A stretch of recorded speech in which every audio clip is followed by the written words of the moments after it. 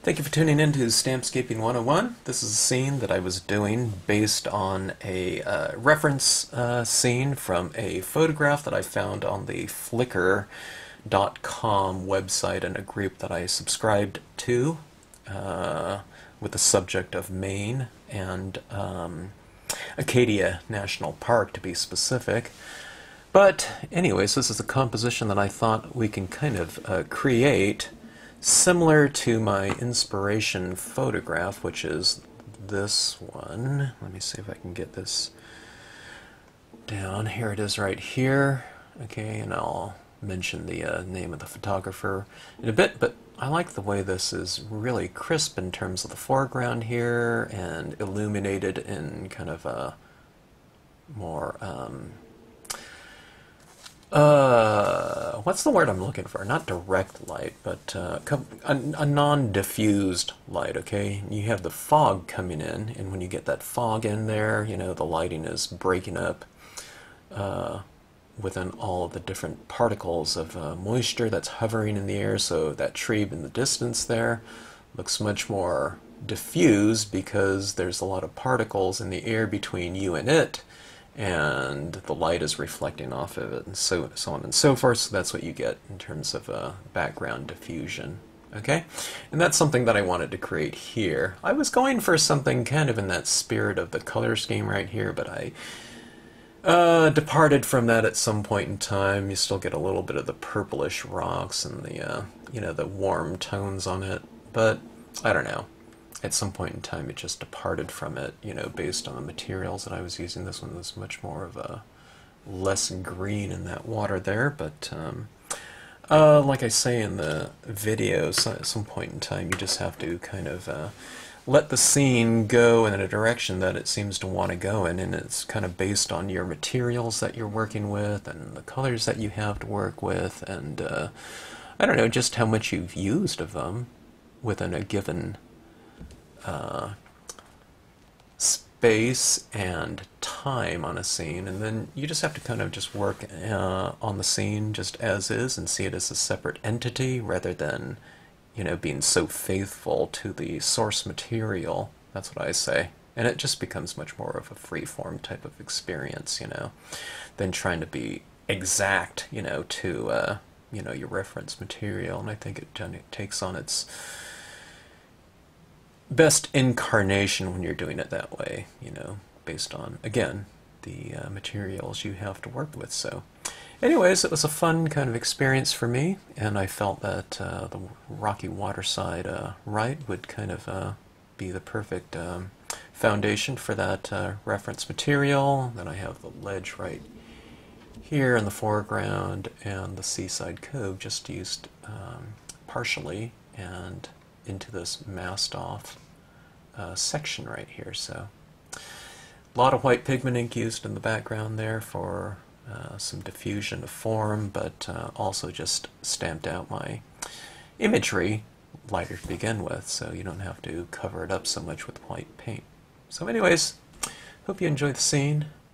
Hope you enjoy the video if you choose to watch it. And some nice foggy Maine memories here. Okay? Thanks for watching. Okay, let's see what we can do here. This is a photo from someone on the Flickr.com website. And on Flickr, there's all kinds of photographs. It's kind of a photo bank, a public, you know, sharing photo site. And you can sign up for or look up, I guess, a lot of different types of subject matter, and sometimes there are groups that people have made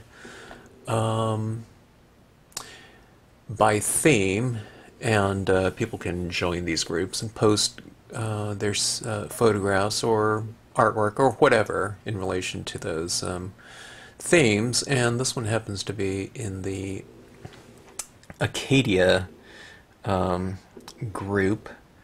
And I really like this photograph. I'll find the name of the person here in a minute, but I wanted to try something where there's this bank of rocks like that, and I liked how this fog kind of entered the picture about mid-distance, and basically going back into nothingness back there. You know, it's just a bank of fog, so everything kind of becomes obscure back this way, but it's not white, it's kind of a grayish. I'm getting a lot of moire, but and then there's a lot of definition right up here, right? And the farther back in the distance goes, it kind of becomes lighter to the point where you can't see anything at all. And I really like how that kind of foggy effect and the lighter values create a lot of distance. Okay, so I thought I could do something like that with my Rocky Waterside right stamp. Okay, it's kind of similar to this, but this one has a lot more trees, so I'm going to be filling in. And this foreground here, I thought I would create a foreground using this ledge stamp right here. So, and then for the water down here, I thought I would try to incorporate in some of my Seaside Cove stamp. Let's see how that goes, but let's see how, let's see, how do I forgot how to make this. Oh, I forgot how to minimize this. I'm usually looking at this type of thing on my desktop or laptop computer, not on my thing. Dino Sokosevich. Sokosevich, I'm probably butchering his name, but that is the name of the photographer here. Acadia Coast #2. Alright, so let's see what we can come up with. I'm going to be using this as a reference, so can't match it up perfectly, you know, it's a photograph and I'm working with a limited supply of stamps, but let's see what we can do with that. Okay, so do something like this, and this ledge stamp right here, I'm thinking it's kind of like that, right? This ledge down here, and we'll put some water over here. I'll be working on a quarter-size piece of paper. I usually don't go for something so literal, but I felt that photograph was really cool, and you know, there's that aspect of varying values that I've talked about in the past, and I thought this would be a perfect type of composition to try to, I don't know, reiterate visually the things that I've been talking about using some other types of compositions. This one's an actual photograph, so let's see what we can do. Sometimes I do that, but not very often. I don't know why, not for any particular reason. I'm talking about kind of a repetition of a replication, I should say, of you know, a given composition. Okay, so we have this in the foreground like so. Right, and let's try the Rocky Waterside. Now I should really be thinking about value, because these distant rocks I want to be fairly obscured in that fog, and if I wipe off some of the ink right now, then my impression in the distance will be lighter, and then I won't have to kind of knock back that value. Like, say for example, if I stamp it in black right now, I'm going to have to really lighten that up later, so I think I'd like to just lighten that up right now a little bit. Now, in this photograph too, you can see a lot more of the green in the foreground, right? And then as it moves in the distance, it just becomes more kind of shadowy figures of, I don't know, gray tones or something. So I'll try to play that up a little bit. I subscribe to that Acadia group. There's probably tons of Acadia groups on there, but I don't know. I just visited Acadia one time, and for several days I had the greatest time out there, hiking around, and I don't know. I wouldn't say I got to know the place, because there's all these carriage trails, is that what they call it? That I didn't even go on while I was out there. But had the trails, I don't know, practically to myself. I saw one or two other people on them occasionally. These are the main trails too. And just explored the park for several days. Short hikes, you know. There's not, I don't know, that I know of, really long hikes out there. And there's not much of an elevation change, of course. So all kind of, you know, just really mellow hikes, and beautiful though, you know, in terms of the fall foliage. And I caught it right at peak, so it was just spectacular. Very kind of intimate. I think it's the smallest of the national parks. I'm not talking about national monuments and things like that, national landmarks, you know. This is like a national park, and if I thought it was the smallest in terms of square miles. But I don't know, just one of my favorite times. Okay, so we have something like that. It's pretty good. And we have that. Now notice all those banks of trees up here. I'm going to have to really,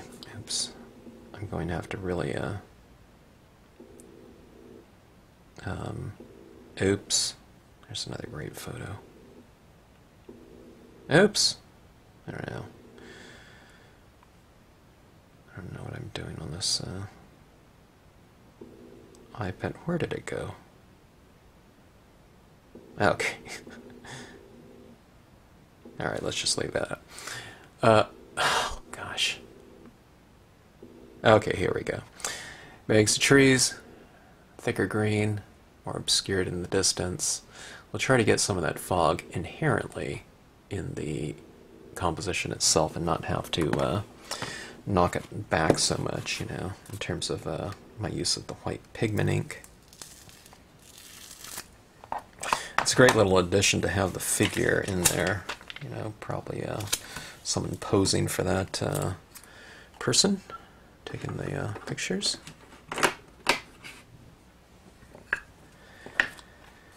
Okay, now let's see. I'm going to have to try to get in some of this Seaside Cove in here. Going to require a little bit of masking. And when I say little, I hope that's the case.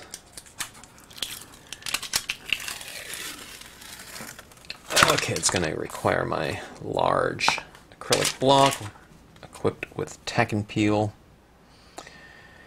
The material that allows me to put an unmounted stamp down there, and it sticks just fine because it's a tacky temporary mounting surface. Okay, this water is going to go in this area right down here, but I don't want it to stamp over my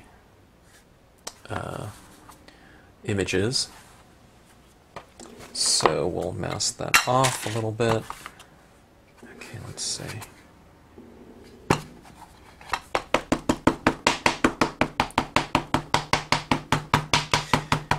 If you ever have a chance to do Acadia, do it in the fall. And give yourself a little bit of time to really explore it. That's what I would recommend. You're not driving forever, you know. Pull aside, go take a kick back on the rocks for a little bit or something like that. Really just have a chance to soak it in, take a picnic out there or something. Okay, kind of undermask your rocks a little bit. Alright, if you have some of the Seaside Cove going into it, see how much I kind of have showing right here, otherwise I'm going to get a big gap in between, and that's not what you want. You want it to be nice and seamless, okay? Alright, this is going in here. I can see where this is going to be. I'm going to kind of lighten that up a little bit on the horizon, because I want it to kind of fade out into the distance.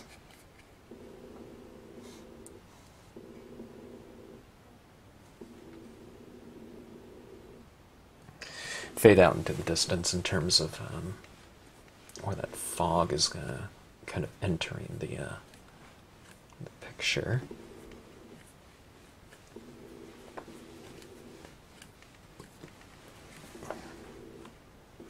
Okay, fills in nicely like so.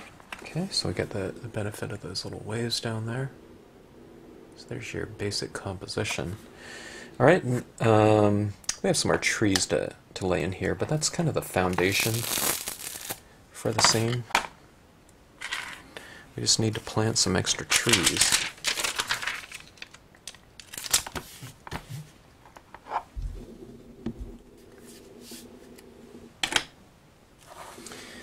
Okay, now we have a large selection of trees that we can use. I was thinking about the tree cluster.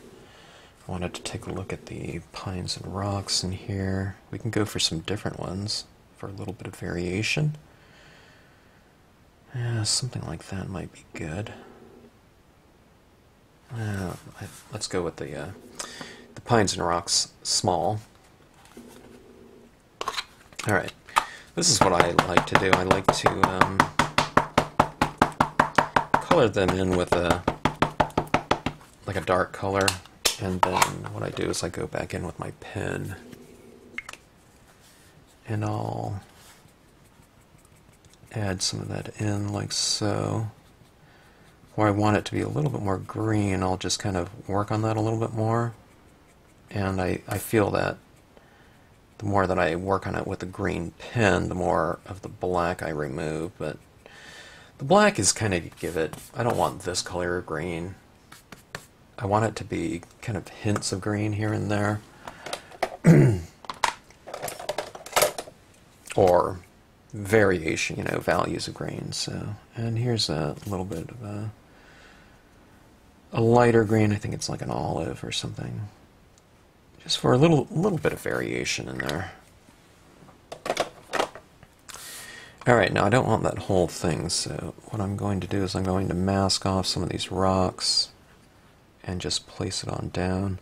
It's going to obscure this one in the foreground a little bit, or quite a bit, but I don't care. It's just, I'm going for, a large bank of trees along this area, so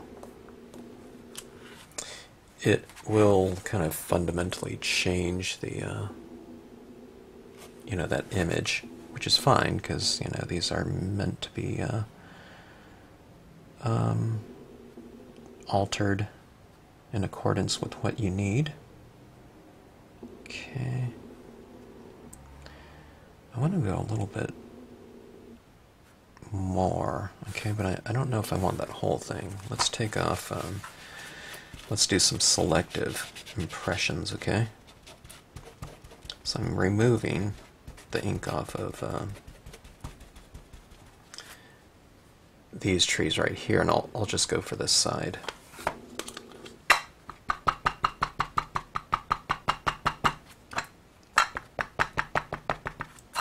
Okay, adding some black and going back in with that green.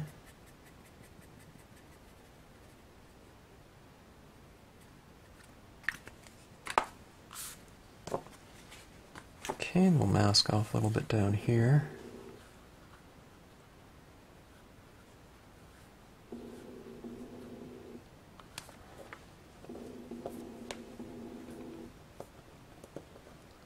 And we'll layer some more on there. Okay, we need a lot more. It's pretty good. What I did was on that shoreline there, you can see these kind of fissures going up like that. So I masked off at an angle with that fissure, and I just kind of put the tree right in back there. So if you want to do it, instead of masking off horizontal, mask it a little bit, in relation to the forms that you see on the image. Okay, so that is that. Now let's go for some more.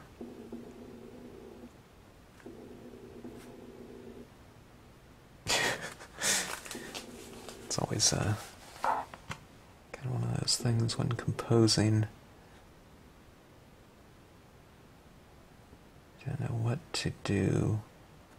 I mean, there's a lot of choices. It's not because there's, you know, you're short on choices. It's because there's too many choices sometimes. Let me see something here too. I think you see how this kind of bank of trees is right here. Okay, let's do something like that as well. Maybe I'll just go for black because it's closer to us.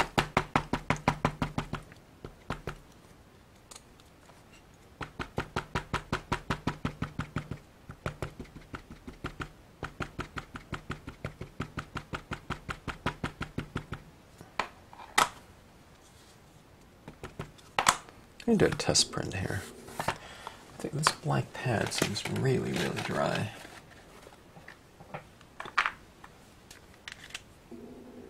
Black is one of those re-inkers that I keep right on my desk because I go through it so much. That and like light blue.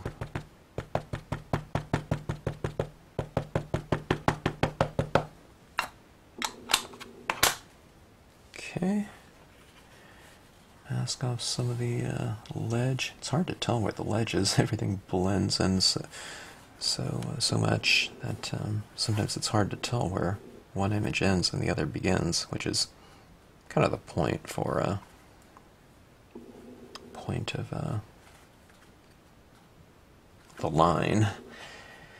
All right.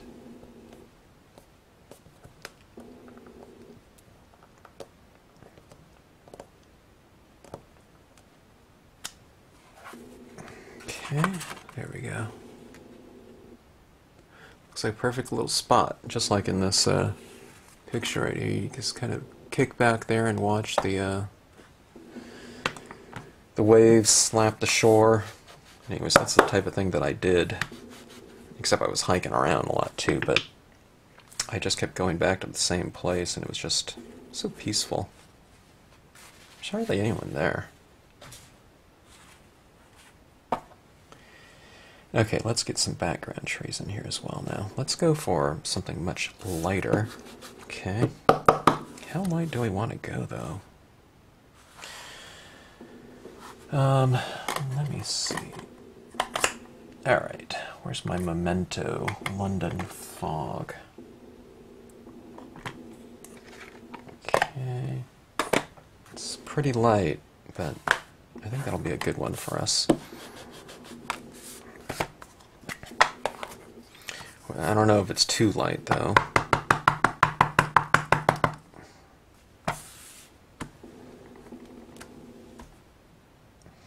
Looks okay. Stamped out with a little bit of green on it, even though I kind of thought I wiped it off pretty good. There's probably a little bit of green in here now. So be it. Alright. Let's go like this right here. And we'll get some kind of a bank of trees in there.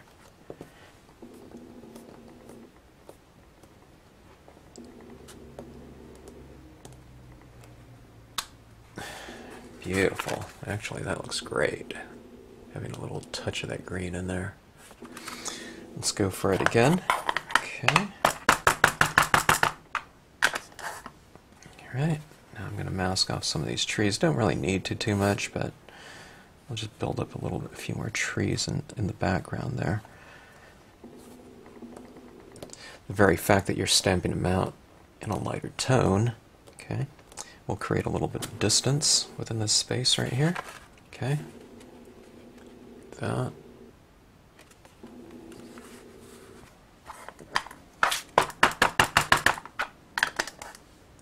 I mean, I don't know if I need to mask off down there. I thought if I get into some of those rocks, then I might need to mask off, but you know, I don't know if you really need to or not. But anyways, coming around pretty good. Again, here we go. Something like that. This almost has a purplish tinge to it, doesn't it? See that? It's kind of a grayish tinge, but kind of a cool spectrum that moves to blue down here, and we get some greens, and these are kind of I don't know, orangish, purplish rocks. I mean, in theory, I mean, it doesn't seem like it, but I mean, see, some of that hue down there is real similar to this, isn't it? See that right there? Maybe not exactly, but kind of a little bit. So I think that's what I'll do in terms of my color schemes, okay? So let's just start applying some. I think I'll start off with a London fog to define some of my lights and shadows here.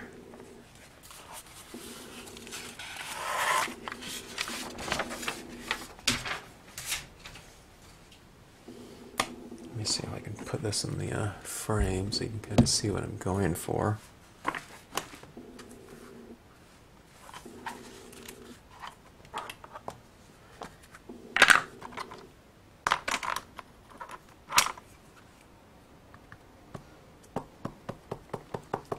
Okay, this is largely lighter out here, but it's not real light though, okay?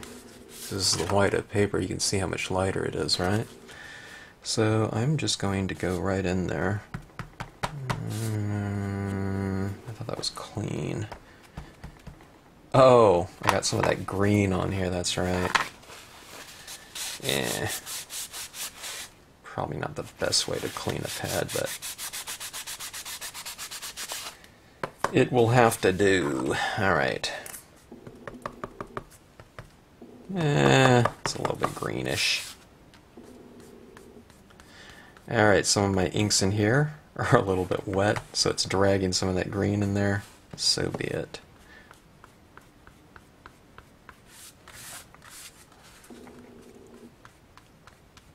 And it's getting a little bit more neutral the more I use it.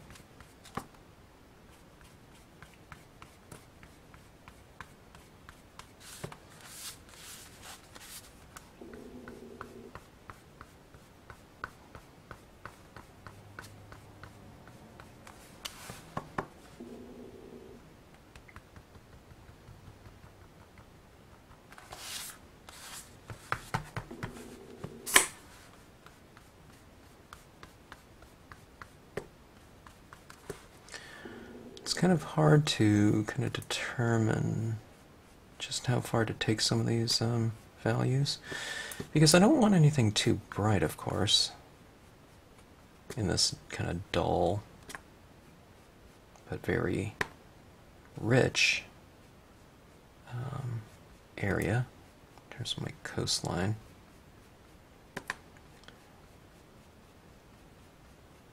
But you have to have a little bit of variation in there, just to make things kind of more interesting. So this, I'm kind of leaving some areas a little bit lighter. Okay. Putting a little bit of tone in here. Remember, kind of checkerboarding.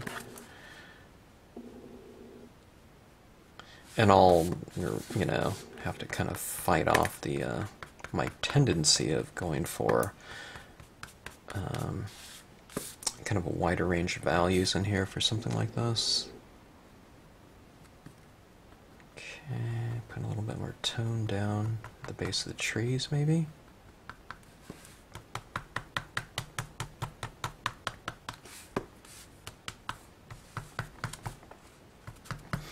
Okay, I think that's okay in terms, I'm talking about in terms of values, not really in terms of color scheme right now. Okay, I'm just in terms of kind of light and dark.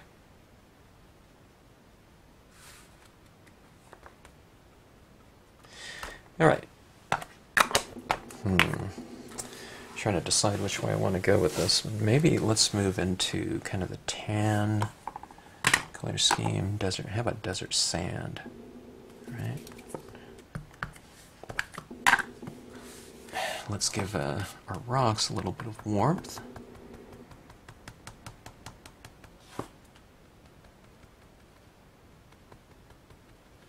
I was just recommending this color desert sand to someone. It makes for a really pale but very nice warm tone. It's good for things like sunsets, or if you're doing like a cabin or something like that. And it's like a log cabin or something brown. It makes for a really good base coat. Okay, so we have a little bit of warmth being introduced here.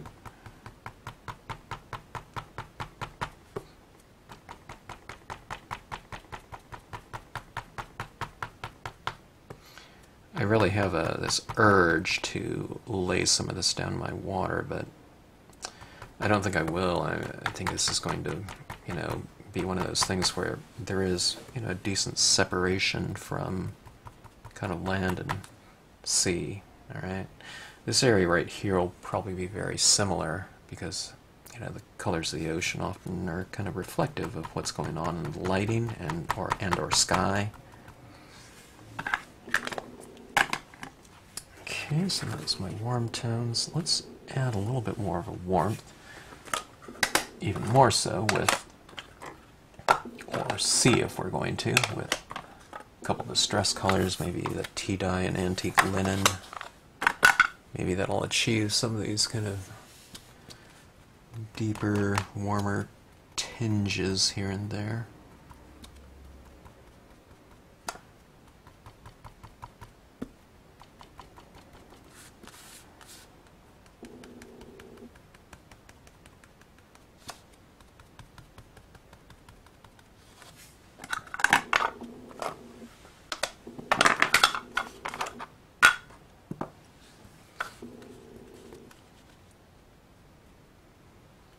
Okay, this is walnut stain. A little bit of a darker tinge, giving it some variation.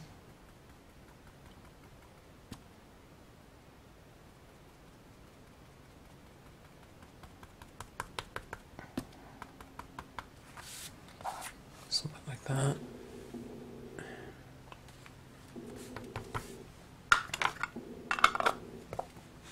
All right, now let's work the shadows a little bit. This is a orchid.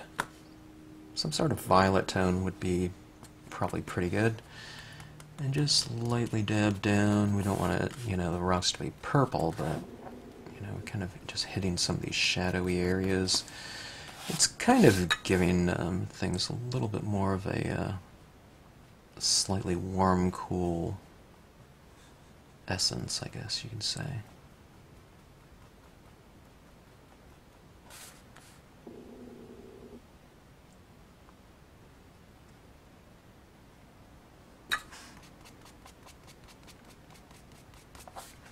All right, a little bit of interplay between those two areas. You can see it too, everything's kind of getting a little bit more defined. Okay, and in defining things, the water will start to kind of look a little bit out of place because the water will not have been addressed with as much kind of volume in terms of light and shadow, but we'll get to that though. And then it'll match up, a little bit more and more and more the more we go. Alright, now I want to create kind of a deeper shadow line right around here. See this shoreline? It's really light right here. So I need to decide on what color I want to go with. What's going through my mind is I'm wondering if I should just go straight into black or if I should stay away from that one for now and hit it with some additional color. I'm not sure. But if you're not sure, best thing is just to jump into something, try it out. You don't have to go, crazy into the next color. Let me try this one right here. This is a sweet plum. I don't want it that color, okay? Purplish, but I know I'm going to add in a little bit of black over the top of it, so it'll just have a tinge of, this hue. What I'm looking for right now is I'm just trying to make it a little bit darker here. And that maybe will create a little bit of separation between this foreground rock and the background rock by just having this one a little bit darker. Or, I mean, you could make the foreground one darker too, and that'll create separation. Just going for a little bit more contrast. Alright, so we have something like that. Okay. Alright, let me just try to go in with the black now, and let's see how that goes. We have a lot more shadows up here too, don't we? It's this big, gigantic bank of kind of dark values.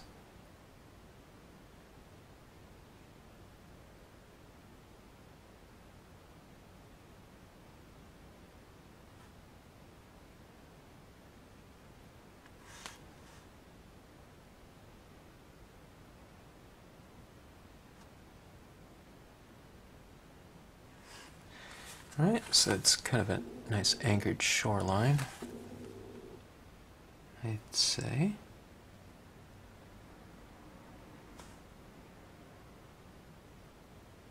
Do it very lightly, light touch. Let's hit the trees and kind of put them in a little bit of a, well, maybe not the trees, I guess more accurately it would be the base of the trees.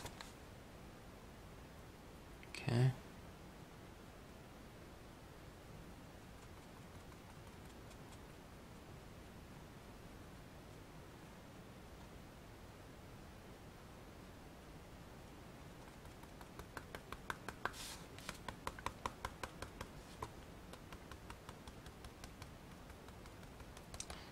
A little bit in the foreground, modeling some of the foreground rocks by adding a little bit of tone over the top of them. I'm kind of hitting them in the shadows, kind of with an angled stylus tool.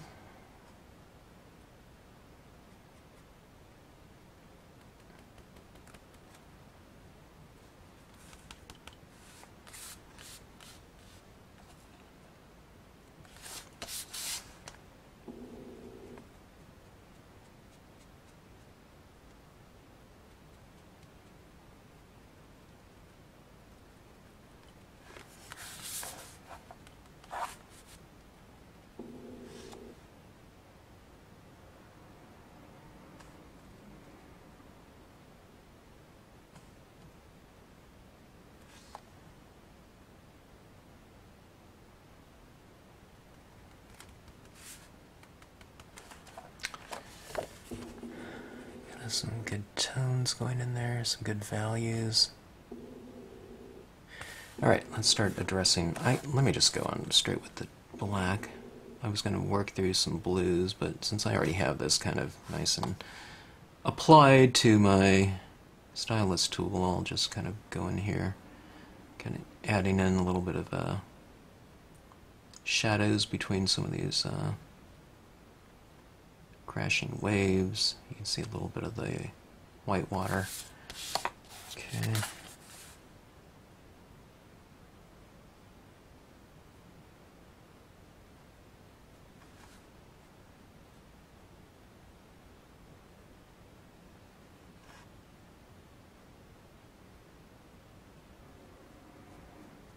Trying to give this scene some nice mood.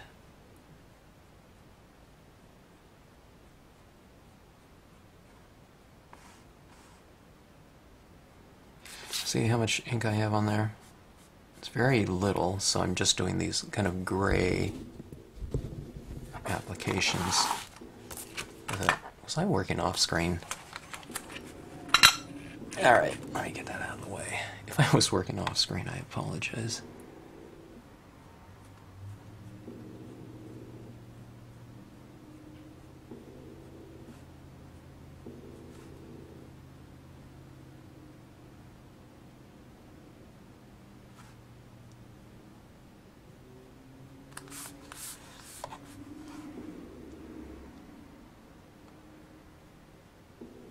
A lot more contrast in the foreground. In the background, it's going to be grayer and grayer, with a lot less contrast, okay?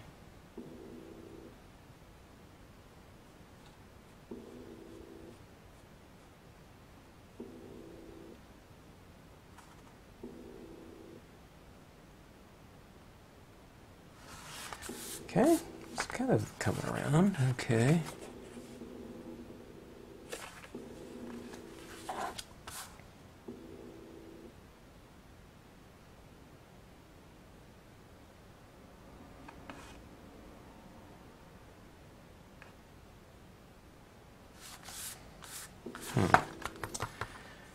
Alright, let's see. Let's create a little bit more depth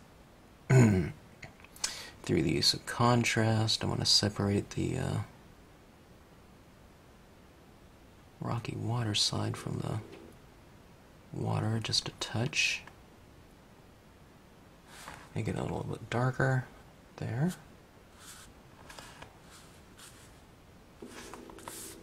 Add a little bit more shadows for my trees.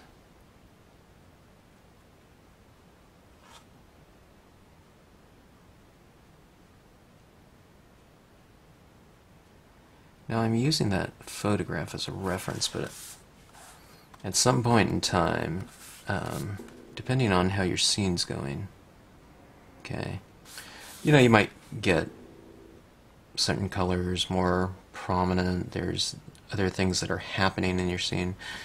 At that point in time, it's just best to kind of depart from the reference material and just kind of take it into a direction that the scene seems to want to go, you know, which might not be so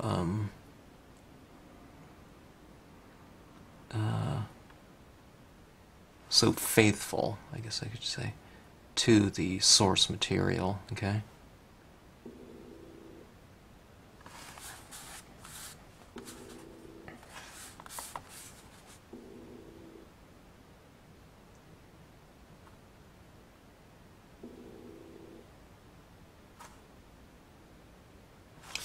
Alright, something like that.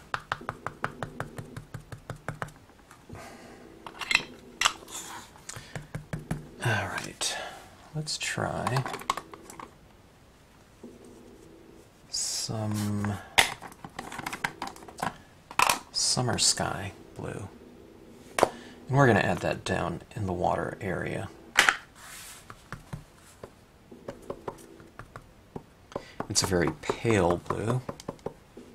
It's not particularly bright, but it's a very nice blue though.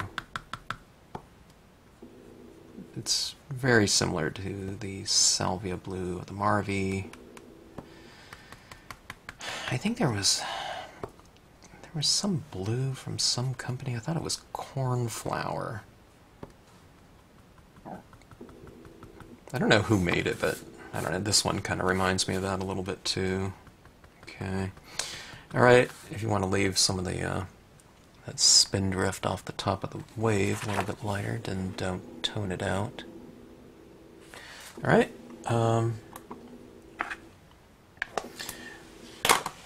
Let's go with the Salvia. Salvia is a little bit darker, and sometimes I like that as a nice transition color before I go into kind of a royal blue or something of that sort. Having a nice range of blues, you know, 3 or 4 values, I find that to be really useful in scenic stamping. I use blues probably more than any other kind of family of colors.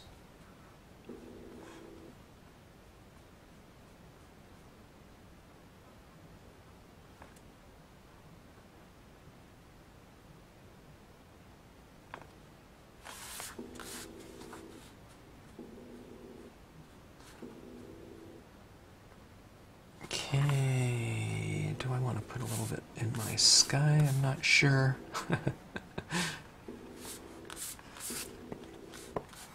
Oh, maybe. Okay. Yeah, that looks pretty good.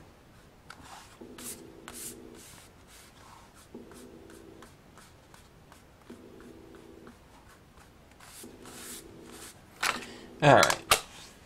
That's that. Let me see if I have my... Yes, I have a Marvy gray. Let's take a look at that. Let me remove some of this blue. Boy, that blue is a little bit brighter than I thought it would be. that would be the Salvia. Okay, this is the Marvy Gray. I just want to kind of knock this back a little bit. Okay.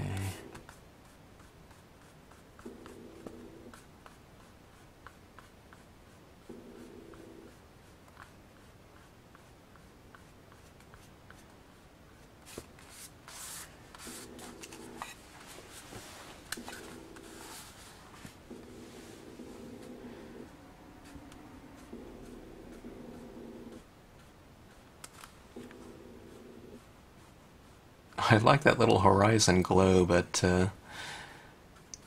I'm going to knock it back. Okay, like that horizon glow and that was in there, but I thought it doesn't look foggy anymore with that too bright, so kind of with a certain degree of reluctance I took it away a little bit, or quite a bit, I guess.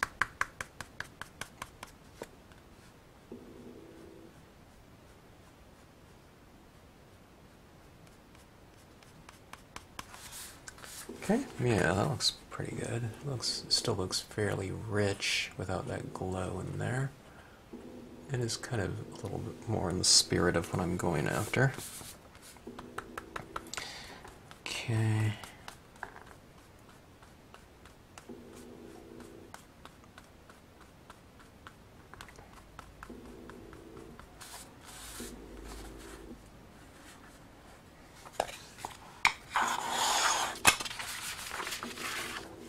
Alright. I think that looks okay. Let's take a look here. The bluers are... That blue down there would... Yeah, let's go into that. That blue looks pretty bright. Let's go with the Bahama blue, okay? Let's introduce some of that in there.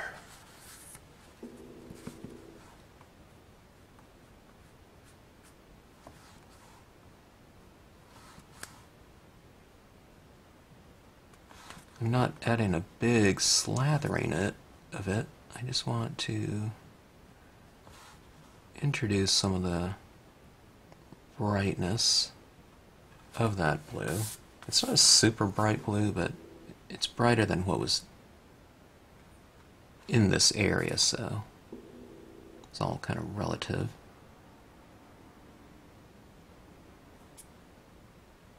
Yeah, I think that looks pretty good. It needed a little bit more of the scene needed a little bit more saturation, I think, to kind of match the rocks, the rocky shoreline a bit. Yeah, that looks pretty good. And it transitions better too by having it darker down here, so kind of like that. Boy, this is a lot more pinkish, isn't it?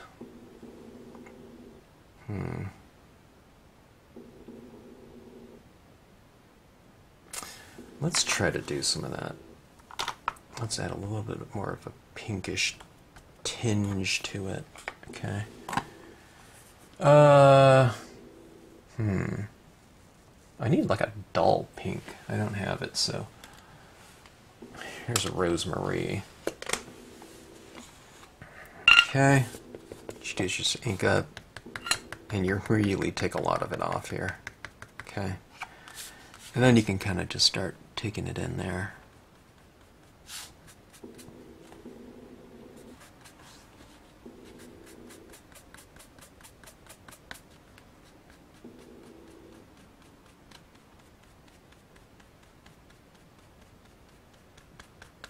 Alright, now I barely have any on here. I'm just kind of lightly adding that in.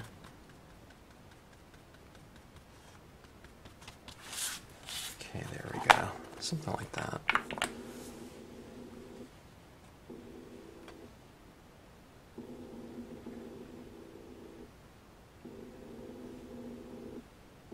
Stronger shadows up here. I can add more trees, but I don't think I feel like doing that. Adding more trees. Let's go to black. Okay. And what I'm going to do is I'm just going to make a little bit more of a kind of a visual statement in terms of values, okay? Going darker up here.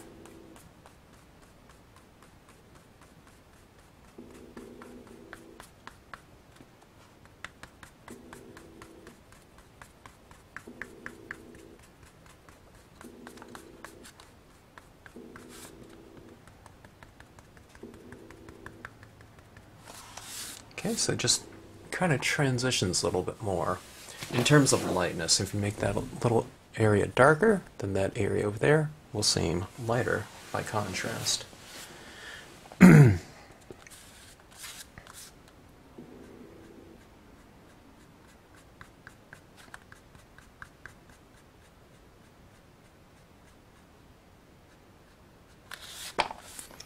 Alright. That's pretty fun. I'm glad I had the... I usually don't have, you know, there's so many different shapes out there and everything like that. But this one, I don't know. I thought, in terms of kind of referencing some kind of actual photograph, I thought this isn't too bad as far as, you know, kind of referencing, I wouldn't say replication at all, but kind of a, you know, kind of having a nod of in that direction in terms of the general, I don't know,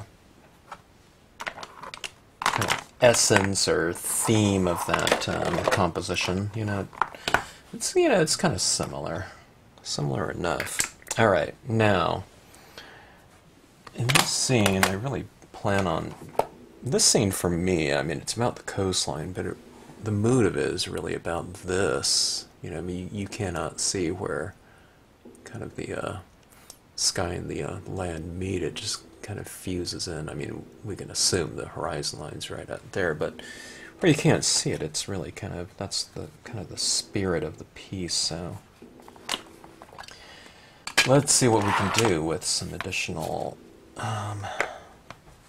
effects here with the pigment ink pad. Okay. As I always state, this pad of mine, I have a couple pads, but this one right here is the one that's very dry on here. Now I plan on using quite a bit, so I think I'm going to be applying some of this pigment ink with like a stylus tool, you know, going for a full kind of application of it. Okay, and speaking of that, let's try that. Now don't do that, you know, if you're using a really wet pad there, otherwise you're just going to get too much on here. But this pad of mine, again, it's fairly dry, okay? Or very dry, I should say.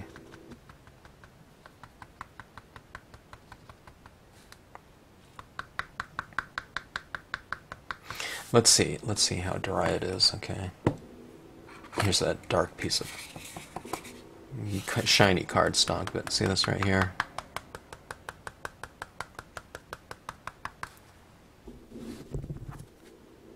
Okay, so light tapping like that, see that? How it barely shows up?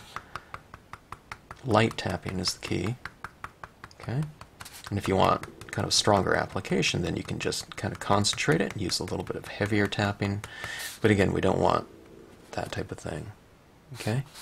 Just light tapping, and what you do is you condense your tapping. The people that have a hard time doing like a pigment ink, they're putting their taps way too spread out. It's more like this. Stay in one area, okay? And just transition it outward, okay? Like that. So it's just barely a little glow. Now I need a re-ink, but you know, concentrate it in a given area and then spread it out from there. Don't spread it out real sparsely like that. Spread it out in a condensed manner with very light touches, okay? And that'll make it much easier in terms of a process.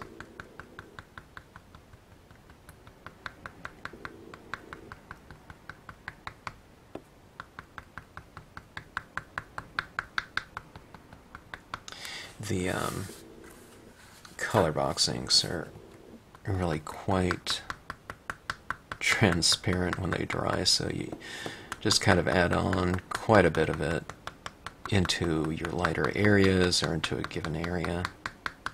Now, normally I never add this much, a big, huge area, but we're going for that specific type of look here. As far as that scene, the photograph went. Okay, so heading that down. There's probably quite a bit right in this area, but again, it's pretty light in terms of the application because there isn't very much on here. Okay.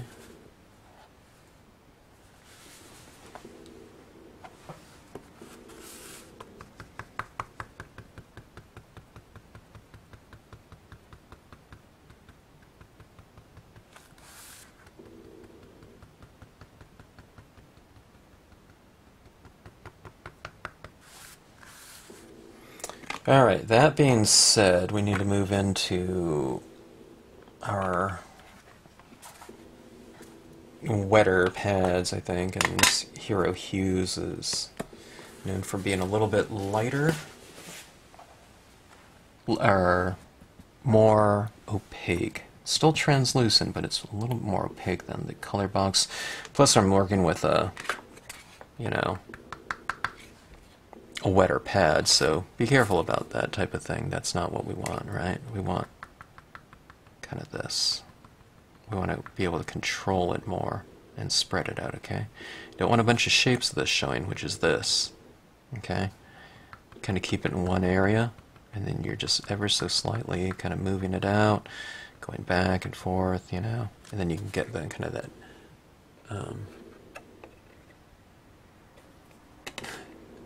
diffusion right there. Sparse, condensed, and diffused.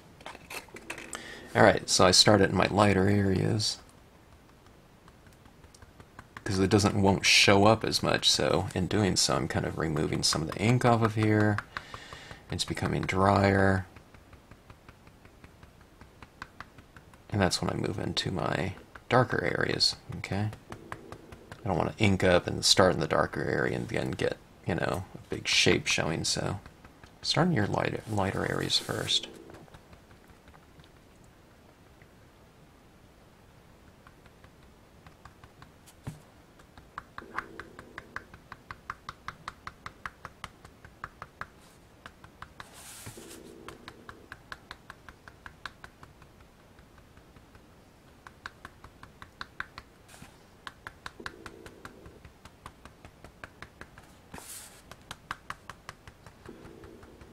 I'm going to fill in this whole area over here, which is something I never do, because it kind of leaves it open out there, but I want to really create a strong sense of left side direction lighting, just like that photograph.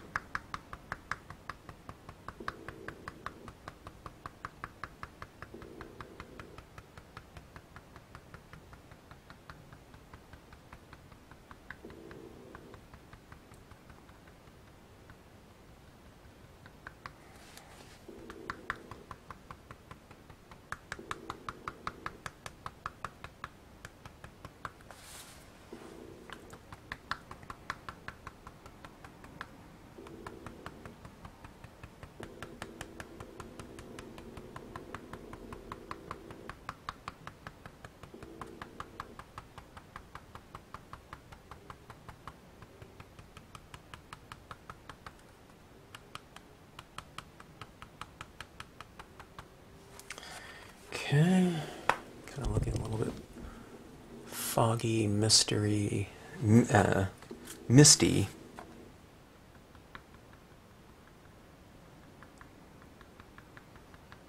Apply it over some of these trees.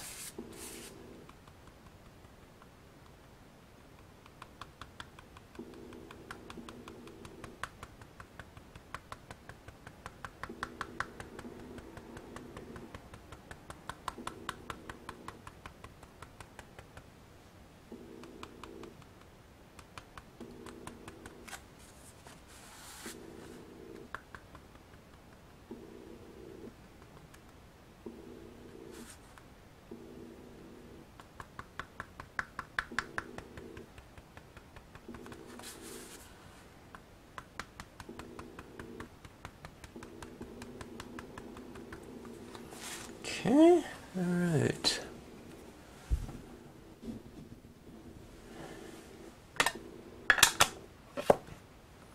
All right, so we have a lot of diffusion. Okay. Here's my reference right there. Okay, we have some of that pigmenting coming down here. It's a totally different hue from this one to this one. This one's more purplish looking. But so be it. Going for the essence of it now. Okay. And it's close enough in terms of the essence to me. Let's see. I'm grabbing some of my pens here. Alcohol pens. I don't want to add any alcohol into where I added the pigment in because it's going to get pigment into here, but places like here in these rocks, I think I can add a little bit more detailing color, very specific areas, kind of going down in the shadows, or if I want to get up a little bit closer to where the rocks meet the waves, I can do it very specifically with a pen. You know, rather than using a wider tip of like a stylus tool, you know, a sponging tip. Okay. Here's some blue. If I want to get into some of these waves, like under the crests a little bit, yeah, it's very easy to do it with the pen.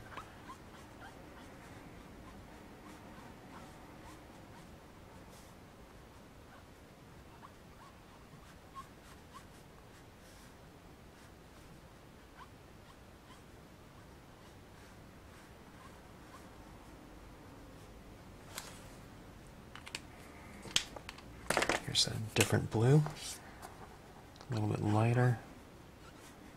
Yeah, I can add that in some of the lighter areas.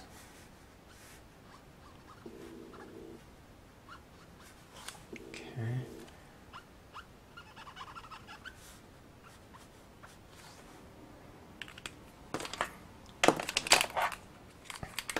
Just a little bit of kind of violet. This one's called soft violet.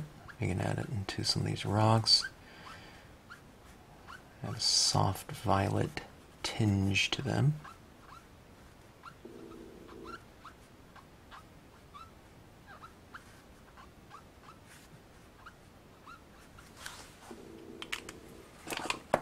Might blend a little of that violet out a little bit. I left a couple streaks in a couple areas, but okay, see that? Kind of giving it that a little bit of a glow, I guess.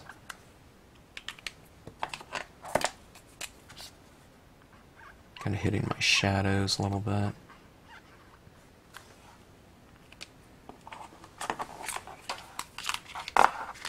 All right. I really love texture, and in these rocks here, I don't know, they might be getting beaten by the sea, but let's say these ones are a little bit more separate from the sea. I have a photograph that I always love to reference, but there was kind of these little bits on the rock called Lichen, and this is a really hot pink right here, which might look kind of crazy, but I'm going to add in these little bits of lichen. We'll try to do it in some browns and some different tones like that. Maybe that one's a little bit too hot of a pink. This one's a more pale pink. With my gigantic, provided by my gigantic gel pen set of 180 colors that I got. So there's all kinds of different hue and values of each hue, which is really a fantastic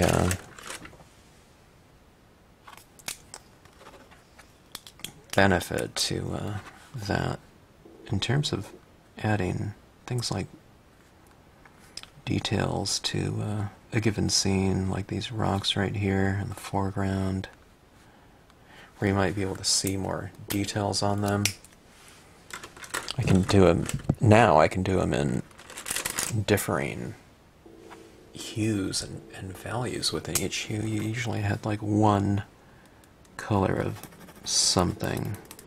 Now I have multiples and multiple values. And these pens are very, very inexpensive. And sometimes they don't go on very opaque. They're a little more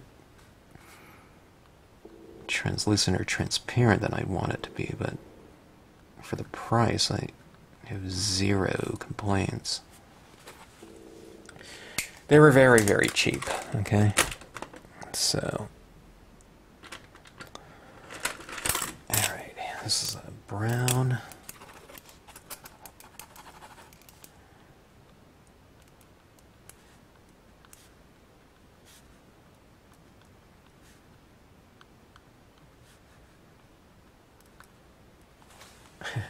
I should reference some lichen when I'm doing this, but let's see, I think there was kind of a reddish one. I'm looking through this gigantic thing of pens that I have. Some of them are glitter, which I don't really want. This is a red. Okay. Alright, now that's really standing out, so what I do is I add my kind of detailed colors into my scene like that, but then I kind of go back in and mellow it out a little bit with some colors that are kind of from the color scheme itself. So there's some gray tones in there. This one looks like a charcoal black or something. Let's add some of that right over the top. It'll blend in a little bit more, so it'll slightly obscure some of the colored textures, but you'll get some of the texture in there, which is good.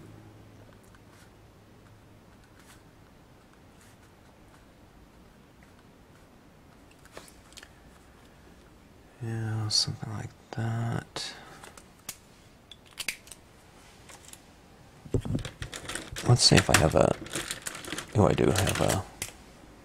This is like a silver, but I want it to look more kind of grayish, but... Okay, kind of like that.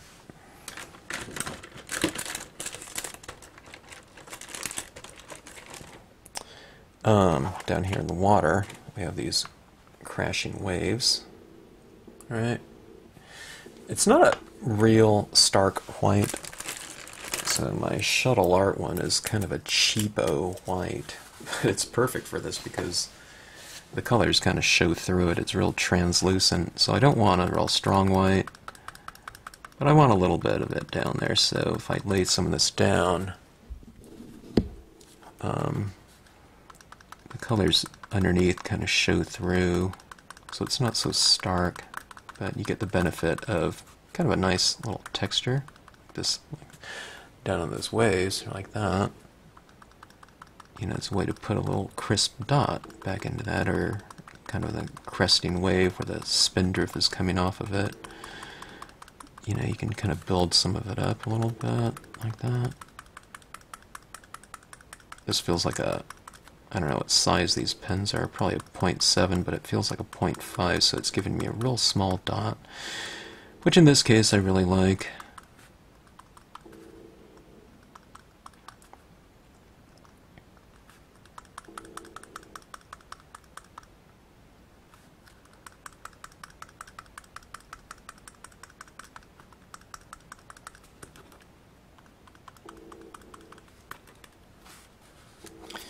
Okay, there's a little bit of crashing waves next to the shoreline. Okay, see it like this. I didn't leave some areas too light like that around in there, but see that in there? Let's see if I can get some of that type of look a little bit, you know, in here. Because what's happening is, see, foam is, I don't know, it's real light, right? It's real frothy, so that type of thing catches that light a little bit more, so that's what I'm doing. I'm kind of adding that in like so. It gives it kind of a nice surface too. And again, you hear me saying this all the time, but it gives you a little bit of, you know, the word variation.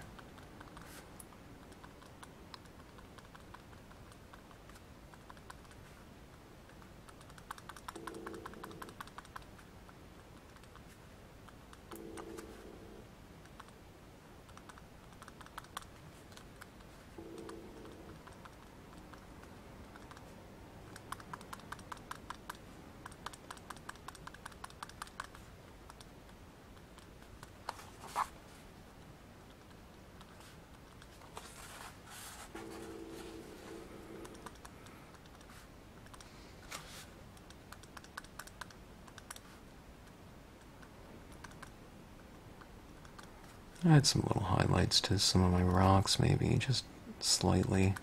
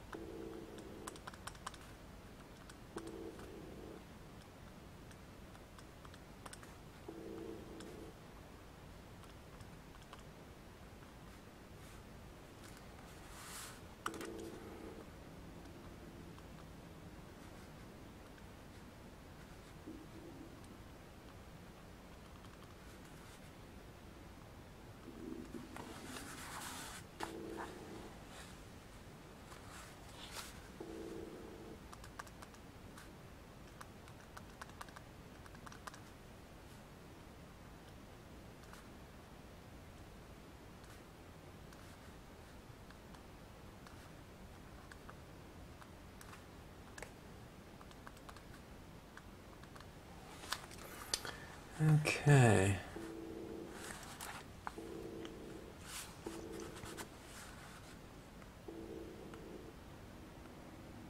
Seeing some of my trees here. See that? See the variation that's happening in some of these trees? I think that might be kind of nice in here, but I might not necessarily want to do them with white. I'll go with a hue. Let me try the, let me look for a green hue. Something that's, well, that might be too bright, but let me see how this works. Okay, let's see.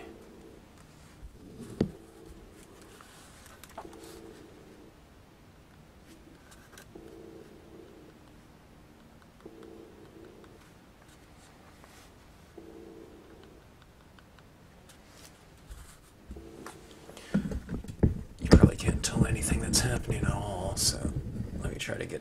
Alright, that's as far as my tripod will go down. It's hard for even me to see what's going on. So just kind of adding in a few little... I mean, I can't really tell where the branches are, but I can kind of estimate, so I'm just kind of putting a few dots here and there.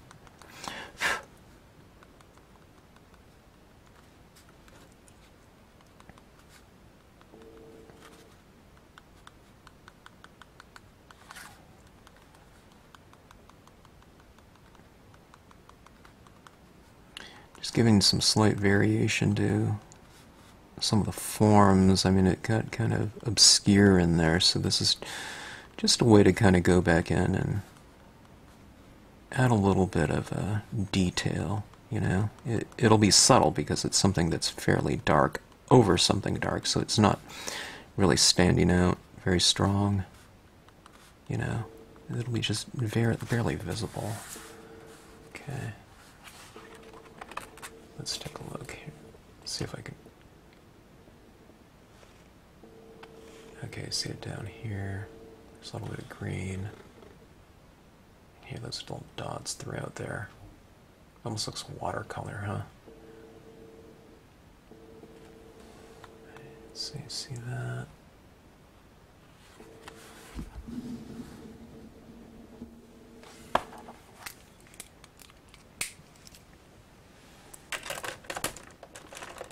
Let me go with that. Even lighter green, so... Oh, this one's a metallic green. Let's see if it shows up. Barely.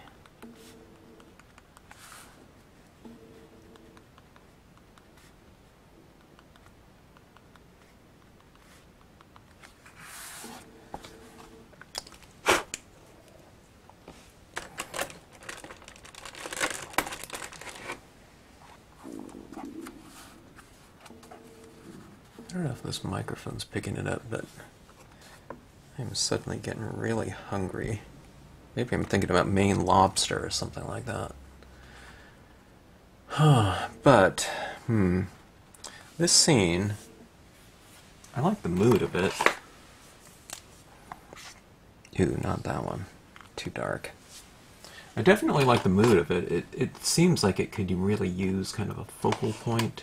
I'm not going to do that, though. Like a person on the rocks or something. Oh, the couple like pointing out to sea would have been perfect, but I already have this kind of established. Here's, I'm adding a few little more details on these rocks. A little bit more form.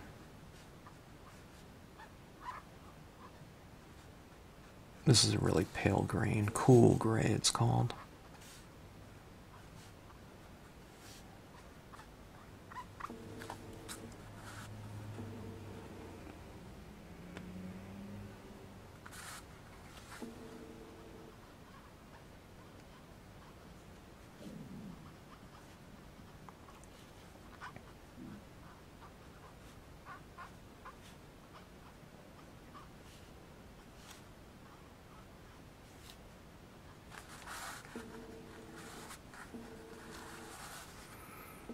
See these little fissures on here? This is a really, really light gray, so this is a kind of a way to go in and add a little detail and shading to it. I'm just kind of reiterating the lines on the design itself. A little bit more shade, so it's very subtle.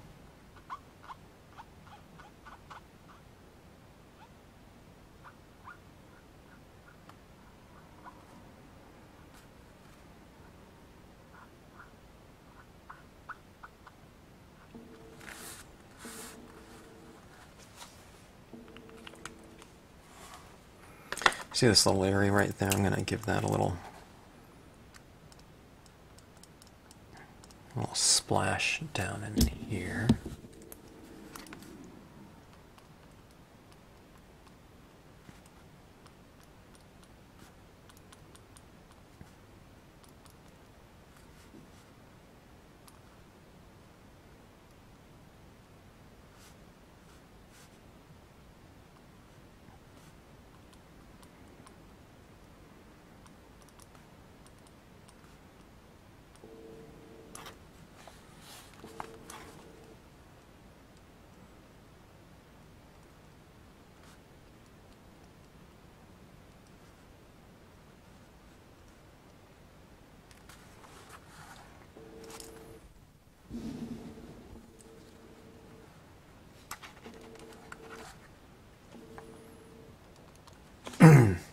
Got a real pale sailboat out there would look kind of interesting in the fog. All right, that's looking pretty finalized to me, but knowing what happens to pigment ink and how much darker it can look when it's dry, I'm going to put on an extra coat here. Just build it up a little bit more.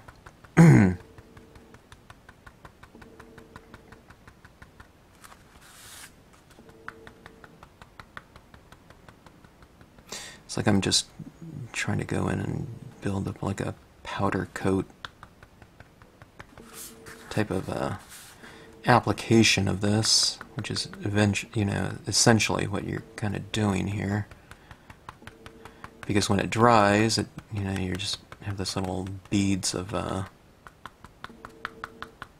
it's ink. I don't know. I think of it more in terms of it being almost like a paint, though.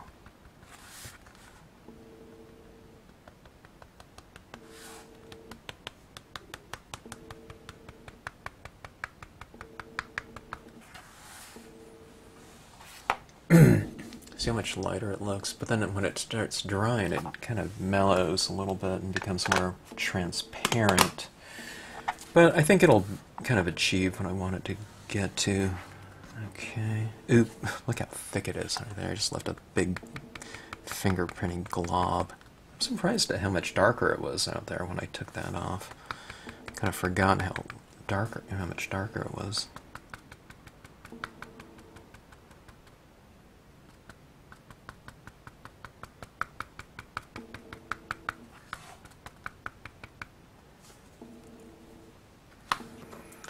Okay, if I want to do a little bit of this in here, I can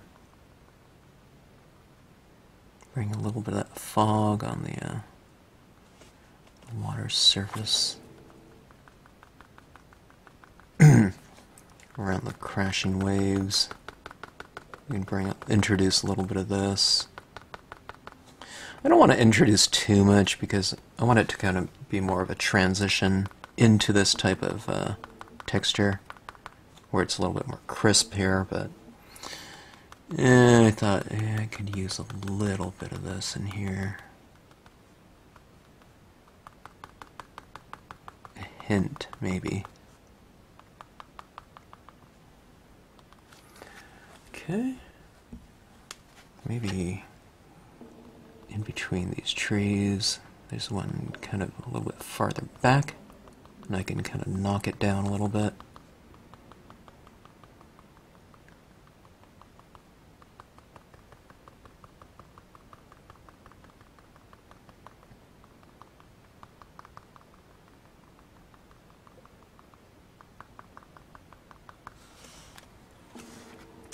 Alright, so there we have it. I think I keep touching that part right there. This is one scene that I just shouldn't handle at all. Even touch, especially over there until that dries. But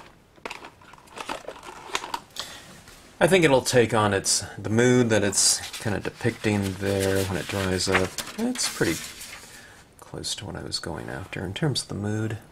In terms of reference, it definitely departed from the scene. I gotta stop touching it over there. It definitely took a departure from the scene I was doing, but I think it's pretty good in terms of a starting point as far as reference goes, and I like where it got to. It's a pretty simple composition. I mean, we spend a little bit of time on it, getting those extra trees in there, but for the most part it's just 1, 2, 3 stamps, As far as the foundation of this goes, no, not much more, not much, I usually have some kind of texture stamp that I use, and filler stamp, and you can certainly do things in the sky, but in this case it's not. So, relatively simple. I mean, we use the pines and rocks up here a few times. It'd be kind of interesting with an additional tree or two maybe throughout there, but I think this looks okay in terms of starting point for that composition. Maybe I'll revisit it. It kind of, makes me want to do this, but on a much larger scale, maybe double, because I have a left and right side of this, and this could be a cove opening. This would be nice, kind of flip-flopped, and have it on both sides, and maybe a little figure looking off into the distance or something like that. So I don't know. This could be just a finished piece, but it could also be a study, for a larger piece to come. All right, so more main memories, perhaps. Okay, thanks for watching. Hope you enjoyed it.